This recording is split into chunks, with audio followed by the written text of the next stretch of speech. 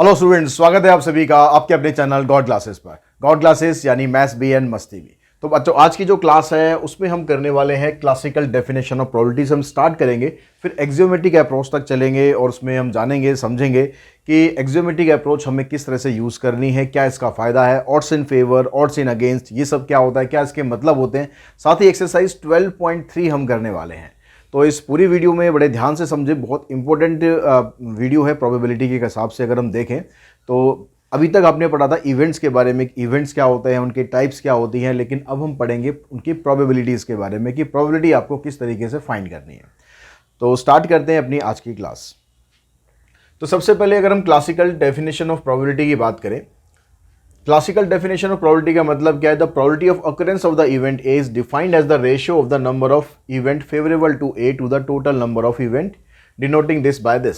ये प्रोबेबिलिटी की डेफिनेशन आप छोटी क्लासेस से पढ़ते ही आ रहे हैं कि जब भी आप प्रोबेबिलिटी निकालते हैं तो किस तरीके से निकालते हैं कि number of equally likely events favourable to A, यानी जो आपने ए इवेंट है उसके फेवरेबल इवेंट जो आपको ऊपर है वो लिखने हैं और जो नंबर टोटल नंबर है वो आपको नीचे लिखने हैं। यही प्रोबेबिलिटी की डेफिनेशन हम काफ़ी पहले से पढ़ते आ रहे हैं।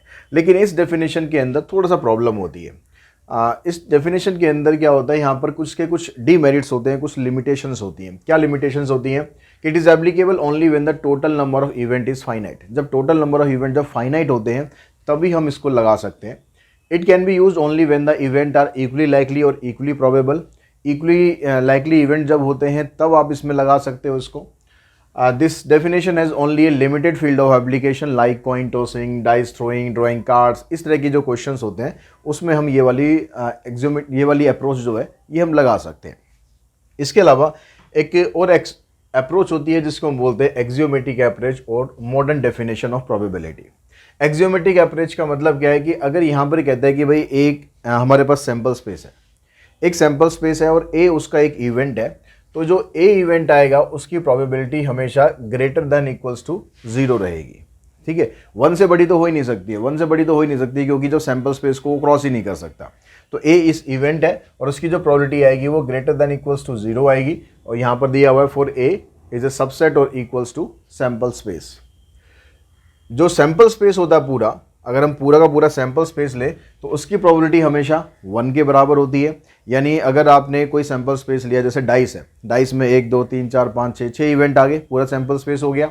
अगर हम उन सब की प्रोबेबिलिटी निकालें तो उसका सम हमेशा 1 के बराबर ही आता है। For any sequence of mutually exclusive event, अगर हमारे पास कोई म्यूचुअली एक्सक्लूसिव इवेंट है, उसमें 2 हैं 3 हैं 4 हैं, जितने भी इवेंट है, अगर उन सब का हम यूनियन करें, उन सब का अगर हम यूनियन करें तो क्या होगा, सबकी प्रोबेबिलिटी आपको अलग अलग निकाल कर ऐड कर देनी है। क्योंकि म्यूचुअली एक्सक्लूसिव का मतलब है सारे डिफरेंट है। जैसे प्रोबेबिलिटी ऑफ मैं 1 निकालूं डाइस में, probability of 1, probability of 2, probability of 3, probability of 4, probability of 5, probability of 6, सारे अलग अलग इवेंट है, म्यूचुअली एक्सक्लूसिव है। लेकिन सबकी जो प्रोबेबिलिटी निकालेंगे तो इनकी जो यूनियन की प्रोबेबिलिटी आएगी, यूनियन मतलब पूरा सैंपल स्पेस हो गया, तो पूरे सैंपल स्पेस की प्रोबेबिलिटी 1 है और इन सब का अगर आप यूनियन करोगे, उनकी प्रोबेबिलिटी निकालोगे तो उसका सम भी 1 के बराबर ही आएगा। क्योंकि प्रोबेबिलिटी ऑफ 1 अगर आप निकालोगे तो 1/6, 2 की भी 1/6, ऐसे 6 तक की सबकी प्रोबेबिलिटी 1/6 आ जाएगी। अब 1/6 1/6 1/6 को ऐसे आप 6 बार ऐड करोगे तो क्या बनेगा, 6/6, 6/6 यानी 1 के इक्वल आ गए। यानी अगर आप जितने भी इवेंट अगर म्यूचुअली एक्सक्लूसिव हैं उन सब की आप यूनियन की प्रोबेबिलिटी निकालना चाह रहे हो तो सिंपली करो कि सबकी प्रोबेबिलिटी अलग अलग निकाल के उनको ऐड कर दो। अब इसके अंदर आपको ये बताता है कि the probability of an event lies between 0 and 1 both inclusive. जब आप किसी भी इवेंट की प्रोबेबिलिटी निकालोगे तो उसके अंदर वो प्रोबेबिलिटी 0 से 1 के बीच में लाई करेगी। बोथ इंक्लूसिव का मतलब होगा कि 0 भी हो सकती है, 1 भी हो सकती है, उसके बीच में तो खैर होगी। अगर प्रोबेबिलिटी ऑफ ए 0 हो जाए, अगर प्रोबेबिलिटी ऑफ ए 0 हो जाए तो उस इवेंट को बोलेंगे इम्पॉसिबल इवेंट, और अगर प्रोबेबिलिटी ऑफ ए 1 के बराबर हो जाए तो उसको बोलेंगे श्योर इवेंट। इम्पॉसिबल मतलब जहां पर इवेंट होने की कोई चांस ही नहीं है, इसलिए प्रोबेबिलिटी 0 आ जाएगी। और श्योर इवेंट का मतलब है जहां पर इवेंट के होने का कंफर्म है कि वो तो होगा ही होगा, तो उस केस में जो प्रोबेबिलिटी है ये 1 के बराबर आ जाएगी। Non occurrence of event is denoted by A not और ए कॉम्प्लीमेंट। अगर इवेंट के ना होने की प्रोबेबिलिटी हमें निकालनी है, इवेंट के ना होने को हम डिनोट करते हैं, ऐसे ए डैश से डिनोट कर सकते हैं, या ए के ऊपर हम सी लगा सकते हैं छोटा, या फिर आप ए को बार से भी डिनोट कर सकते हैं, ए बार। अगर हम वो लगा दें तो भी इसका मतलब वही होगा अगर हम यहाँ लगा दें ए बार, ठीक है, तो अब इसका मतलब है कि नॉट ए। इन सभी का मतलब क्या होगा, इन सभी का मतलब है कि इवेंट नहीं हो रहा, यानी नॉट ए। और किसी भी इवेंट के होने की और उसके ना होने की जो प्रोबेबिलिटी आएगी उसका सम हमेशा 1 के बराबर होता है। जब भी आप इवेंट निकालोगे तो उस इवेंट के अंदर आपको कुछ वर्ड्स आपको मिलेंगे, ऑड्स अगेंस्ट या ऑड्स इन फेवर। इसका मतलब क्या होता है, अगर ये कहता है कि भाई ऑड्स इन फेवर या odds in against, the ratio of number of favourable event to the number of unfavourable event, यानी किसी भी इवेंट की होने की प्रोबेबिलिटी और उसके ना होने की जो प्रोबेबिलिटी होती है is known as odds in favour, यानी उसके होने की जो प्रोबेबिलिटी है उसको बोलेंगे ऑड्स इन फेवर और उसके ना होने की जो प्रोबेबिलिटी है उसको बोलेंगे ऑड्स इन अगेंस्ट। तो अगर आपको ऑड्स इन फेवर निकालना है तो ऑड्स इन फेवर निकालने का मतलब है कि आपको जितने भी उसकी इवेंट की होने की प्रोबेबिलिटी है उसको ऊपर रखना है, डिवाइडेड बाय, और जो उसके ना होने की प्रोबेबिलिटी है उसको नीचे रखना है। ठीक है, अब ना होने की कैसे निकालोगे, टोटल में से उसके इवेंट की होने की प्रोबेबिलिटी माइनस कर दो तो उसके ना होने की आ जाएगी, क्योंकि हमें पता है कि दोनों का सम 1 के बराबर होता है। 1 मतलब टोटल प्रोबेबिलिटी। ऐसे ही अगर आप ऑड्स अगेंस्ट निकालना चाहते हो तो ये वाला जो पोर्शन है ये ऊपर आ जाएगा और ये वाला पोर्शन नीचे आ जाएगा। तो यहाँ पर कुछ एग्जाम्पल्स है, इनसे कुछ क्वेश्चन हम समझ लेते हैं। जैसे कहता है कि coin is toss 3 times, what is the probability of getting 2 heads. एक कॉइन को अगर हम 3 बार टॉस करते हैं तो 2 हेड आने की प्रोबेबिलिटी क्या है। जब कॉइन को आप 3 बार टॉस करोगे तो हमारे पास सैंपल स्पेस बनेगा ऐसे, हेड हेड हेड, फिर हेड हेड टेल। अब 2 हेड वाले केस आपको लिखने, तो टी को आप इधर ले जाओ, head tail head, tail head head, 4 event तो ये बन गए। उसके बाद 4 और कैसे बनेंगे, 1 हेड और 2 टेल। अब इस हेड को ट्रेवल कराओ, tail head tail, tail tail head और टेल टेल टेल, तो इसने टोटल 8 बन गए। अब इसने पूछा कि आपसे प्रोबेबिलिटी किसकी, 2 हेड की। तो 2 हेड इसमें कितनी बार आ रहा है, 2 हेड उसमें देखो, एक बार यहाँ पर आ रहा है, एक बार यहाँ पर आ रहा है, एक बार यहाँ पर आ रहा है, तो इसकी प्रोबेबिलिटी बन गई 3/8। एटलीस्ट 2 हेड, एटलीस्ट का मतलब है कि कम से कम 2 हेड आने चाहिए, तो 2 से ज़्यादा जो केस होंगे वो भी इसमें ले सकते हैं। तो 2 हेड तो इसमें आ ही रहे हैं और इसके अंदर भी कम से कम 2 तो आ ही रहे हैं, 2 से ज़्यादा भी आ रहे हैं तो कोई दिक्कत नहीं, हम इसको भी ले सकते हैं। तो 4/8 यानी इसका आंसर बनेगा 1/2। अगर हम डाइस का एग्जाम्पल लें कि एक डाइस को हमने रोल किया 2 बार, तो डाइस को जब हम 2 बार रोल करते हैं तो सैंपल स्पेस इसका बनेगा 1 1, ऐसे 1 की लाइन बनेगी 6 तक, 1 1 1 1 1 2 1 3 इस तरह से लेकर 1 6 तक। फिर 2 की लाइन बनेगी, ये भी 2 6 तक बनेगी। तो इसी तरह से आपको 3 1 4 1 5 1 6 1 6 की लाइन जो एंड होगी 6 6 तक एंड होगी। तो टोटल मिलाकर इसके अंदर 36 इवेंट बनते हैं। अब कहता है कि डाइस को आपने 2 बार रोल किया, कर दिया जी, what is the probability of getting a difference of 2 point. जो 2 नंबर आएंगे ना उन दोनों में 2 पॉइंट्स का डिफरेंस हो, जैसे 1 और 3, 2 पॉइंट का डिफरेंस आ गया, या 3 और 1, 2 पॉइंट का डिफरेंस आ गया। तो कौन कौन से इवेंट बनेंगे, एक तो 1 3 हो गया, पहला यही बनेगा 1 3 और 3 1। दूसरा इवेंट क्या बन सकता है, 2 4 4 2,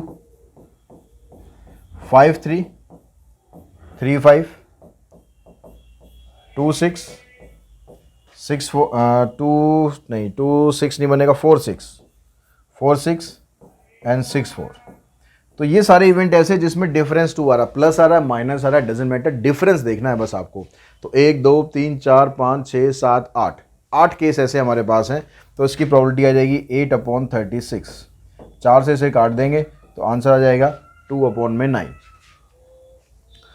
उसके बाद नेक्स्ट क्वेश्चन देखो, नेक्स्ट टॉपिक देखो। नेक्स्ट टॉपिक में कहता है कि relative frequency of definition of probability.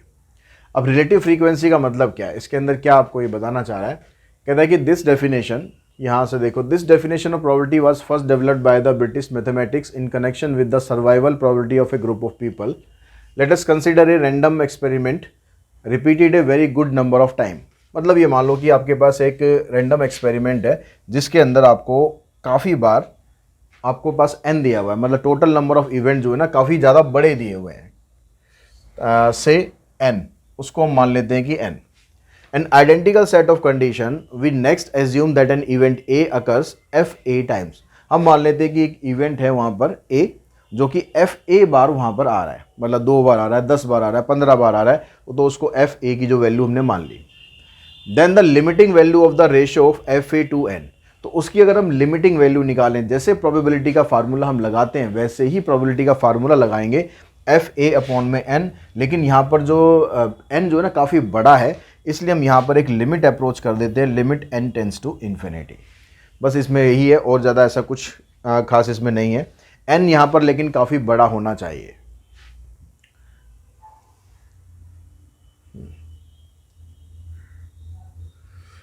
जैसे यहाँ पर एक एग्जांपल और है, इसमें अगर आपको क्लास इंटरवल दे दिया जाए तो आपको किस तरह से प्रोबेबिलिटी फाइंड करेंगे आप। फर्स्ट में कहता है कि if a worker is selected random from the entire group of worker, what is the probability that his veg would be less than ₹50। 50 रुपये से कम वेज वाले कितने वर्कर हैं। एक तो टोटल वर्कर आप देख लो पहले कितने हैं, इन सब का अगर आप टोटल करेंगे तो टोटल करने पर आपके पास बनता है कितना, 150 यहाँ पर टोटल नंबर ऑफ वर्कर है। क्वेश्चन में नहीं लिखा हुआ है, इसका टोटल करेंगे तो ये आ जाएगा आपके पास 150। अब यहाँ पर आपको वो वर्कर की प्रोबेबिलिटी बतानी है जिसका वेजेस जो है इनका 50 रुपये से कम हो। अब 50 से तो स्टार्ट ही हो रही है, 50 से 60, यानी 50 से कम किसी का नहीं है, तो इसका मतलब इसकी प्रोबेबिलिटी 0 है, इम्पॉसिबल इवेंट है। His veg would be less than ₹80, 80 से कम। अब 80 से कम कहाँ पर होंगे, 70 to 80, ये 80 से कम होगा, ये 80 से कम होगा, ये 80 से कम होगा। इन सबको प्लस करो, ठीक है, 5 3 8, 8 और 6 14, बचा 1, 4 और 2 6, 6 और 1 7, 74 अपॉन में 150, इसको आप कैंसिल कर लेंगे तो 37 अपॉन में 75, ये आ जाएगी इसकी प्रोबेबिलिटी। इसमें कहता है कि his veg would be more than 100, तो मोर देन 100 में क्या क्या आएगा, 100 to 110 ये भी आएगा और 100 to 120 ये भी आएगा, 12 + 5 17, तो इसका आंसर बनेगा 17 अपॉन 150। लास्ट में क्या कहता है कि his veg would be between ₹70 and ₹100, 70 से लेकर 100 तक के बीच में, तो 70 वाला ग्रुप यहाँ से स्टार्ट होगा, 70 to 80, 80 to 90, 90 to 100, बस यहीं तक रहना है, इससे ज़्यादा नहीं जाना, इन तीनों को लेना है। तो कितना हो गया आपके पास, देखो 6 और 2 8 7 15, 3 4 7 8 और 1 9, 95 अपॉन में 150, 5 से काट देंगे तो 19 अपॉन में 30। इस तरह से आप इसकी प्रोबेबिलिटी निकाल सकते हैं। तो ये आ गया आपकी एक्सरसाइज 12.3। देखिए अब यहाँ पर जो क्वेश्चन है, सबसे पहला जो क्वेश्चन है उसमें डाई को एक बार टॉस कर रहा है, डाई को एक बार टॉस कर रहा है, तो वही 1 2 3 4 5 6 ये आपके पास सैम्पल स्पेस बन गया, ठीक है। तो एस हमने बना दिया, सैम्पल स्पेस हमने बनाया 1 2 3 4 5 एंड 6। अब कहता है कि पहले प्रोबेबिलिटी बताओ प्राइम नंबर की, तो उसमें से प्राइम नंबर अगर आप चूज़ करोगे तो एक प्राइम नंबर आपका 2 है, एक 3 है और एक 5 है, तो प्रोबेबिलिटी इसकी क्या बनी, फर्स्ट वाले की जो प्रोबेबिलिटी है ये बन गई हमारे पास प्रोबेबिलिटी ऑफ इवेंट 3/6, उसको स्टैंडर्ड फॉर्म में लिखेंगे 1/2। सेकेंड पार्ट में क्या कहता है, ए नंबर ग्रेटर देन और इक्वल्स टू 3, 3 या उससे बड़ा नंबर, तो 3 हो सकता है हमारे पास, ये 3 भी लेना आपको क्योंकि 3 ने बोला है, इक्वल टू 3 भी बोला है इसने, 3 या उससे बड़ा, ठीक है। तो 3 4 5 6 4 नंबर हो गए, तो ये आ जाएगा 4/6, इसको कैंसिल करो।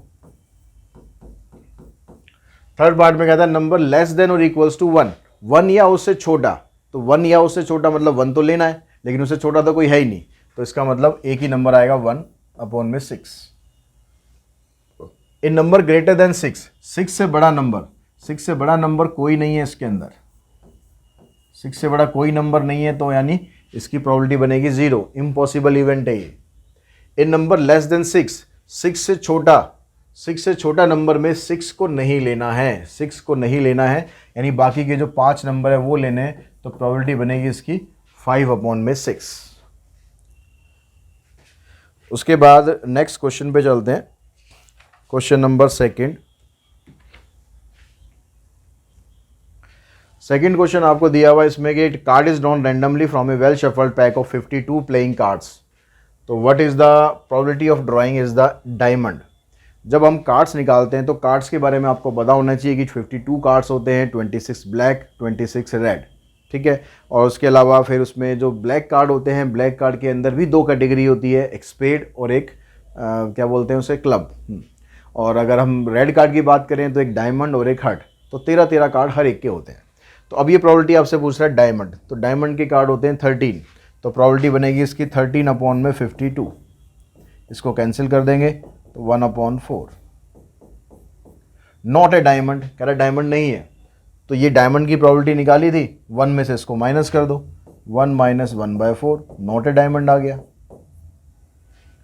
एन एस, एस की प्रॉबिलिटी, एस होते हैं, एस मतलब इक्के, हिंदी में हम जिसे बोलते हैं इक्का, जब कार्ड्स हम खेलते हैं तो एस मतलब 4 एस होते हैं आपके पास, हर एक का, एक स्पेड का होता है, क्लब का होता है, एक डायमंड का होता है, एक हार्ट का होता है, तो 4 एस होते हैं, 4/52 यानी 1/13।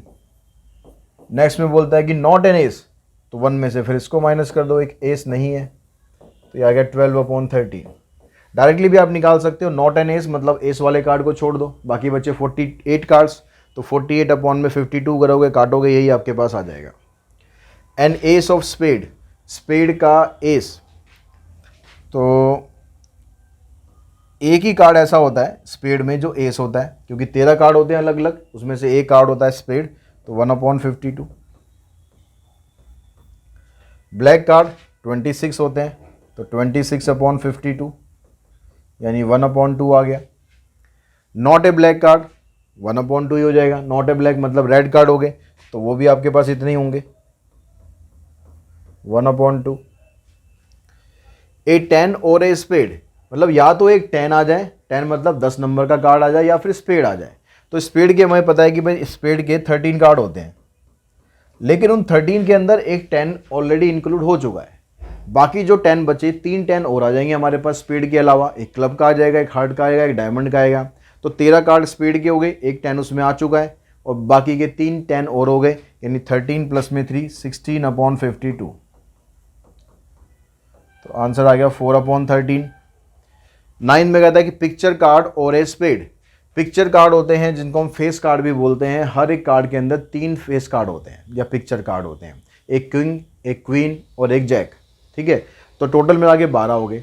लेकिन जब आपने स्पेड के कार्ड लिए, यहाँ भी और वर्ड यूज़ कर रहा है, तो स्पेड के कार्ड भी हो सकते हैं, पिक्चर कार्ड भी हो सकते हैं। तो स्पेड के जब आपने 13 कार्ड लिए, तो 3 कार्ड उसके अंदर ऑलरेडी इंक्लूड हो चुके हैं, बाकी के 9 कार्ड और हो गए, तो 13 + 9 यानी 22, तो 22/52, इसको कैंसिल कर दो, 11/26।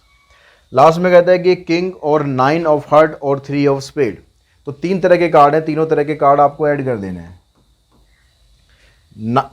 किंग हो गए आपके पास 4, 9 ऑफ हार्ट एक होता है 5, 3 ऑफ स्पेड एक हो गया 6, और लग रहा है मतलब प्लस करते हुए जाना है, तो 6/52। तो आंसर आ जाएगा इसका 3/26।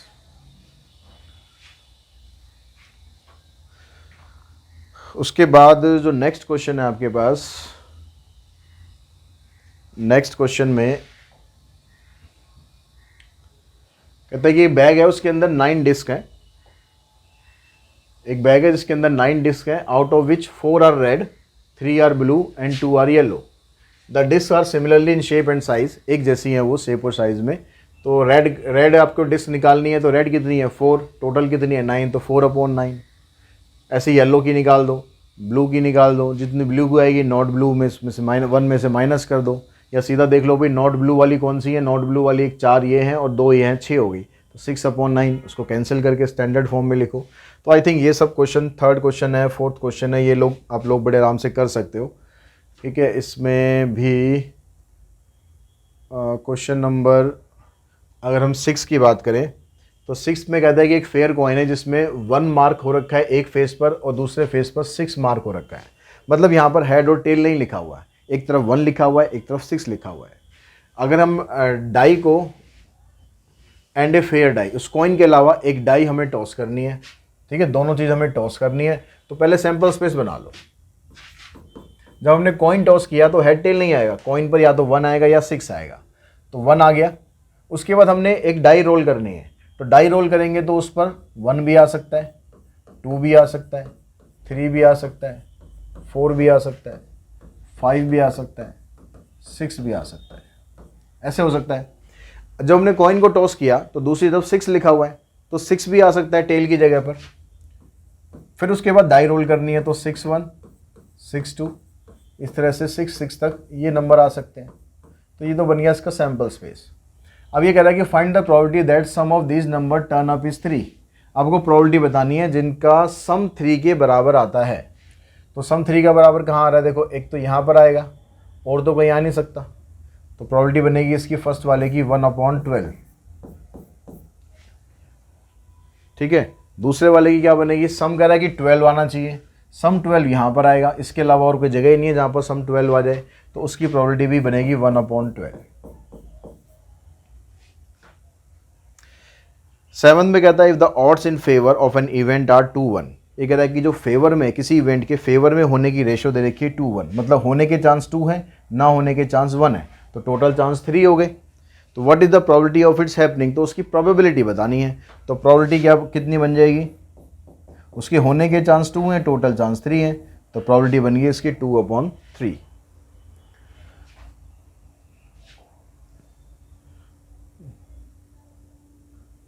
क्वेश्चन नंबर 8, इसमें कहता है कि बैग है जिसके अंदर 8 रेड डिस्क हैं और X ब्लू डिस्क है। The odds against drawing a blue disc are 2-5। Odd किसका दे रखा है, ऑड्स अगेंस्ट दे रखा है 2-5, मतलब उसके ना होने की जो प्रोबेबिलिटी है, किसकी निकाल रहे हैं हम, ब्लू की निकाल रहे हैं। तो ब्लू की जो ना होने के जो इवेंट है, नॉट ब्लू दे रखा है आपको 2 और ब्लू का दे रखा है आपको 5। ये मतलब हो गया इसका। अगर हम प्रोबेबिलिटी निकाल लें रेड के ब्लू डिस्क के आने की, तो प्रोबेबिलिटी ऑफ ब्लू डिस्क कितनी बनेगी हमारे पास, तो प्रोबेबिलिटी ऑफ ब्लू डिस्क हमारे पास है x, टोटल हमारे पास कितनी है 8 प्लस में x, क्योंकि 8 रेड है और x ये है, तो ये ब्लू डिस्क की होने की प्रोबेबिलिटी हो गई।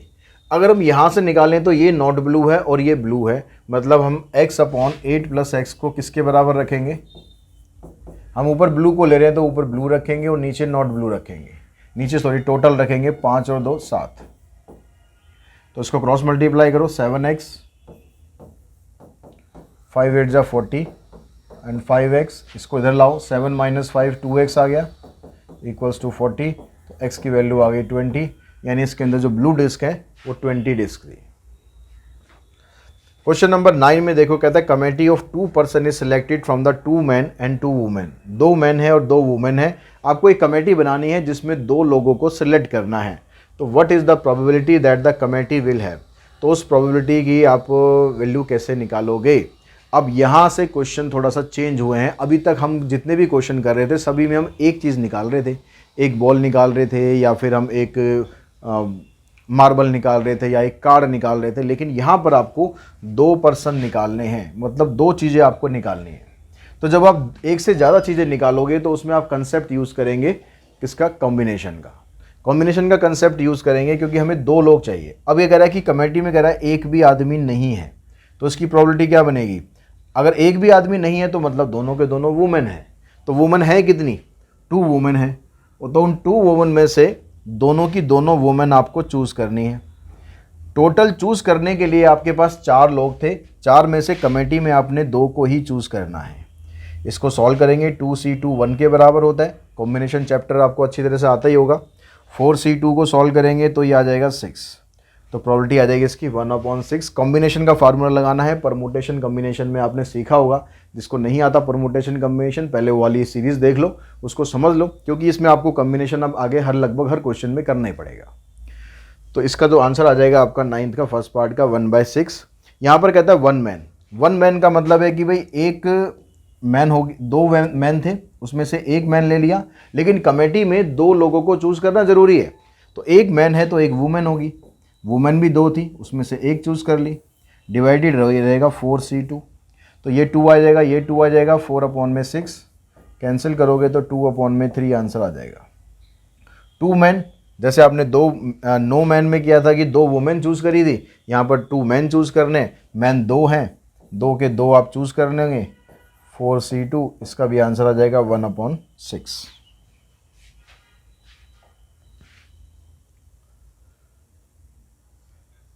इसी तरह से आप क्वेश्चन नंबर 10th में करेंगे। 10th में भी आपको दो ही चूज करनी है। तो मैं कॉम्बिनेशन किस तरह से आपको लिखना है वो मैं बता देता हूँ, बाकी आप आगे का जो पोर्शन है वो इजीली आप सॉल्व कर ही सकते हैं।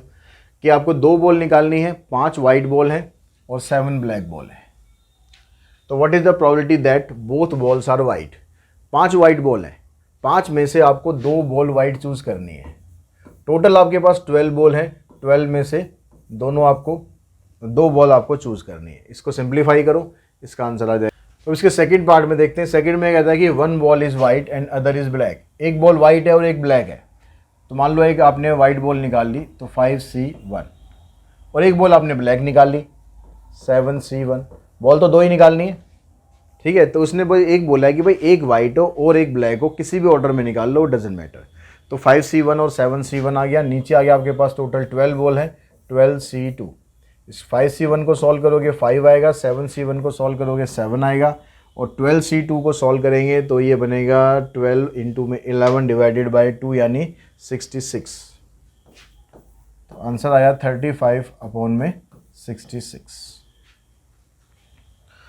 उसके बाद जो 11th क्वेश्चन है उसमें कहता है कि 2 लेटर्स आपको चूज करने हैं इंग्लिश अल्फ़ाबेट से। Find the probability that the both are vowels. तो वोवल्स कितने होते हैं आपके पास? 5 होते हैं। 5 में से 2 चूज करने हैं, तो 5C2 divided by total letter कितने होते हैं? 26, 26C2। इसको सॉल्व कर देंगे, इसका आंसर आ जाएगा। उसके बाद देखिए क्वेश्चन नंबर 12 में कहता है कि 6 लोग हैं, एक रो के अंदर बैठे हैं। What is the probability that A and B are sitting on the adjacent seats? ठीक है, ये देखो 1 2 3 4 5 6, 6 लोग बैठाने हैं आपको, और इसमें इसे कह रहा है कि भाई A और B जो है ना वो एडजेसेंट बैठते हैं। एडजेसेंट मतलब साथ साथ बैठते हैं। तो साथ साथ बैठने में देखो ऐसे भी हो सकता है कि A B ऐसे बैठे हैं, ठीक है, या फिर ऐसे हो सकता है कि B ऐसे बैठे हैं। तो इन दोनों के जो बैठने का तरीका है वो तो आ गया आपके पास 2 फैक्टोरियल। इन 2 में टोटल आपके पास कितने प्लेस होंगे? अब ए बी को आपको एडजेसेंट बिठाना है, मतलब साथ साथ ही बिठाना है, इनको अलग नहीं कर सकते। दोस्ती गहरी है, इनको अलग नहीं कर सकते। चाहे ए बी बिठा दो चाहे बी ए बिठा दो, लेकिन साथ ही बिठाना पड़ेगा। यानी ये जब जाएगा पूरा का पूरा ये एक इवेंट की तरह जाएगा।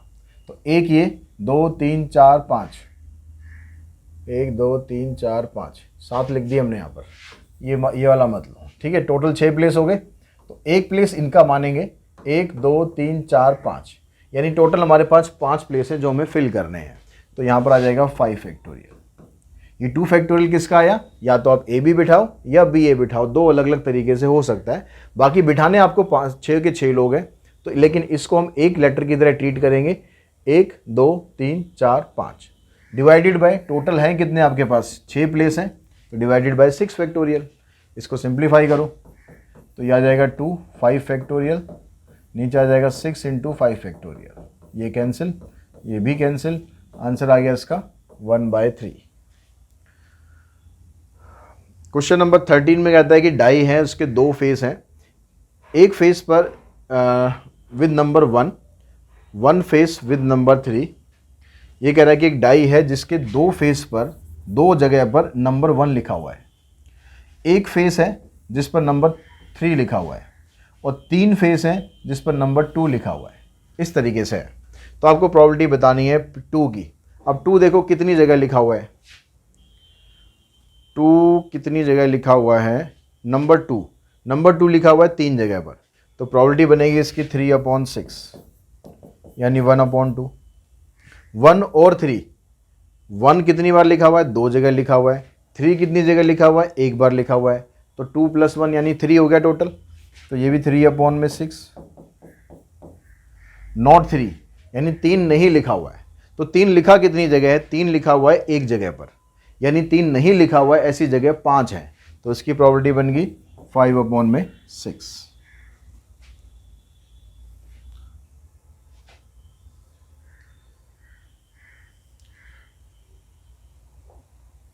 क्वेश्चन नंबर 14 में इसमें कहता है कि भाई 2 dice are thrown, what are the odds in favour of getting the sum 5।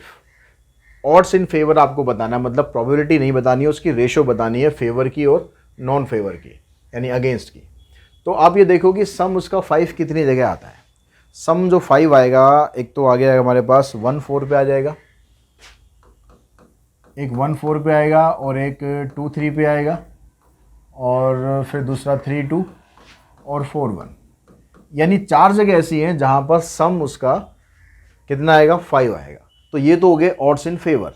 तो रेशो क्या बनेगी इसकी, 5।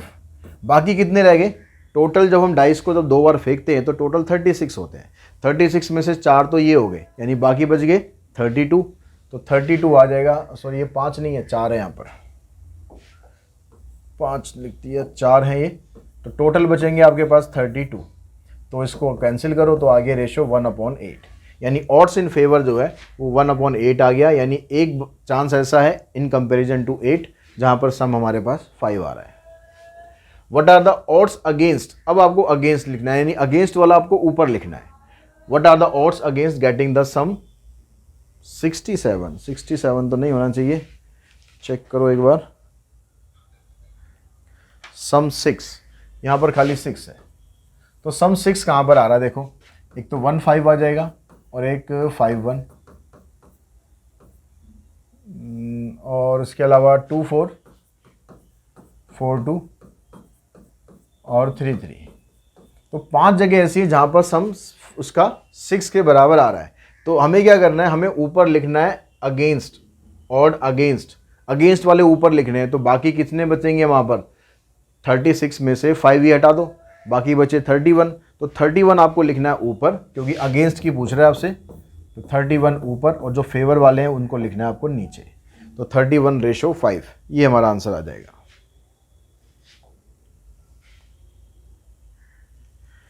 क्वेश्चन नंबर 15 कहता है कि 2 cards are drawn simultaneously from a pack of 52 cards. Total आपके पास 52 कार्ड्स हैं, उसमें से आपको 2 रेड कार्ड निकालने हैं। रेड कार्ड कितने होते हैं आपके पास, 26 होते हैं। 26 में से 2 निकालने, यानी 26 C2, नीचे टोटल आ जाएगा 52 C2।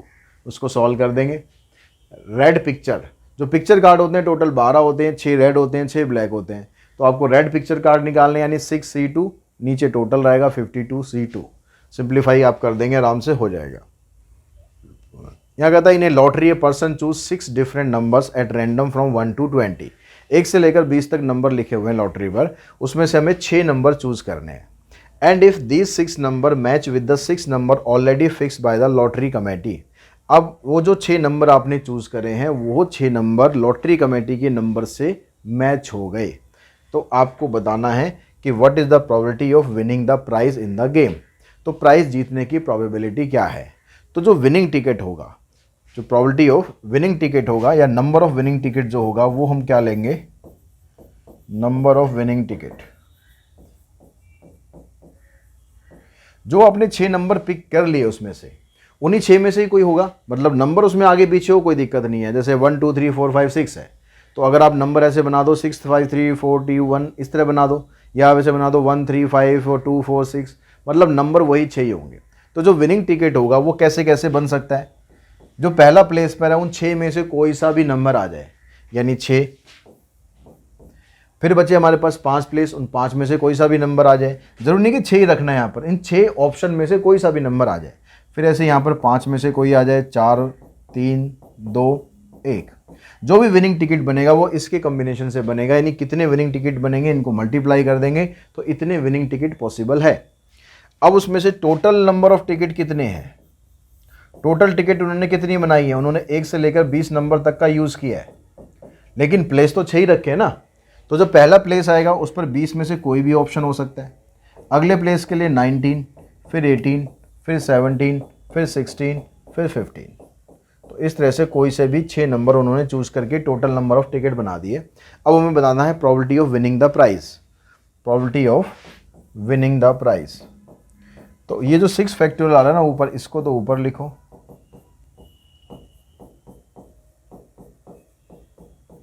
और नीचे ये टोटल करो 20, 19, 18, 17, 16, 15, बस 15 तक ही था। अब इसको कैंसिल करो। तो देखो 6 3 जा 18, इस 18 को कैंसिल कर देते हैं। 5 4 जा 20, 20 को कैंसिल कर दो। 2 से आप इसको कैंसिल कर दो। अब 19, 17 और 15 8 जा 120, इन सबको अगर हम मल्टीप्लाई करेंगे तो हमारे पास आंसर बन जाएगा क्या, 19, 17 और 120 को मल्टीप्लाई करो, 19, 17 और 120, तो 38760। तो आंसर बना हमारे पास 1/38760। ये हमारे पास आंसर आ गया। क्वेश्चन नंबर 17, इसमें से कहता है कि out of 9 outstanding student in a college there are 4 boys and 5 girls. 4 boys हैं, 5 गर्ल्स हैं। A team of 4 student is to be selected for a quiz programme. Find the probability that 2 are boys and 2 are girls. तो boys choose करने के लिए कितने तरीके हैं हमारे पास, 4 तरीके हैं। 4 बॉयज़ हैं, 4 में से कोई भी 2 बॉयज़ चूज़ कर लो। 5 गर्ल्स हैं, 5 में से कोई भी 2 चूज़ कर लो। टोटल आपके पास 9 लोग थे, जिससे आपने 4 लोगों की टीम बनानी थी। इसको सिंप्लीफाई करो, आपका आंसर तैयार। Question number 18, a housewife buy a dozen egg of which 2 turn out rotten. एक हाउस वाइफ है जिसने 1 दर्जन एग्स खरीदे, यानी 12 एग्स टोटल हो गए, उसमें से 2 हैं खराब। ठीक है, 12 थे हमारे पास टोटल, और उसमें से जो गुड वाले हैं वो हो गए 10 और बैड वाले हो गए 2। अब कहता है कि she chooses 4 eggs to scramble for breakfast. Breakfast बनाने के लिए उसको 4 एग्स जो हैं वो चूज़ करने हैं। तो किस तरीके से वो चूज़ करे कि सारे के सारे गुड एग्स हो। तो गुड एग्स किसने हैं, 10 में से कितने चूज़ करने हैं हमें, 10 में से हमें कोई भी 4 चूज़ करने हैं। अब ये सिलेक्शन तो टोटल 12 में से ही हो रहा है ना, तो नीचे तो टोटल ही आएगा 12C4। इसको सिंप्लीफाई करेंगे।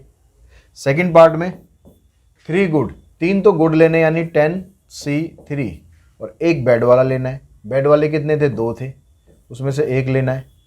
नीचे ये रहेगा 12C4। 2 good and 2 bad, 2 good और 2 बैड, नीचे 12C4। एटलीस्ट 1 बैड है, कम से कम 1 बैड होना चाहिए। कम से कम 1 बैड होना चाहिए मतलब ये वाला ऑप्शन और ये वाला ऑप्शन, दोनों को इकट्ठा कर देंगे, क्योंकि एटलीस्ट 1 का मतलब होगा कि 1 भी हो सकता है बैड एग और 2 भी हो सकते हैं। 2 से ज़्यादा तो हो नहीं सकते, क्योंकि 2 ही बैड एग हमारे पास है। तो यानी ये और ये दोनों को इकट्ठा करके इन दोनों को ऐड कर देंगे, या जो आपने सेकंड थर्ड में प्रोबेबिलिटी निकाली होगी सीधा उन दोनों को ऐड कर देना, वही आपका आंसर आ जाएगा।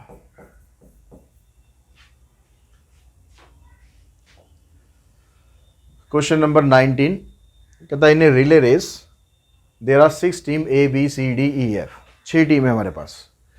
What is the probability that ABCD finish first, second, third and fourth. अभी कह रहा है कि जो A है वो पहले प्लेस पर आएगा, B सेकंड प्लेस पर आएगा, C थर्ड प्लेस पर आएगा और D चौथे प्लेस पर आएगा।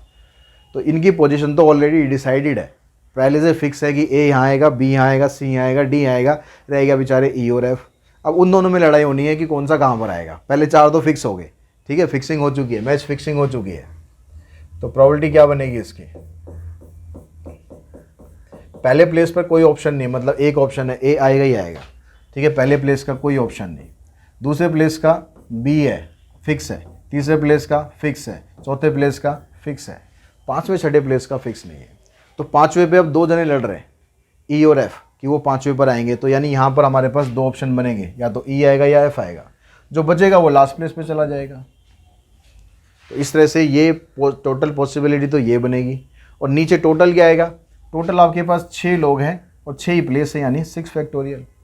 तो इसको आप सिंप्लीफाई करेंगे तो ऊपर 2 आएगा, नीचे 6 × 5 × 4 × 3 × 2 × 1। 4 दिए 12, 5 60, 6 6 36, यानी आ जाएगा 1/360।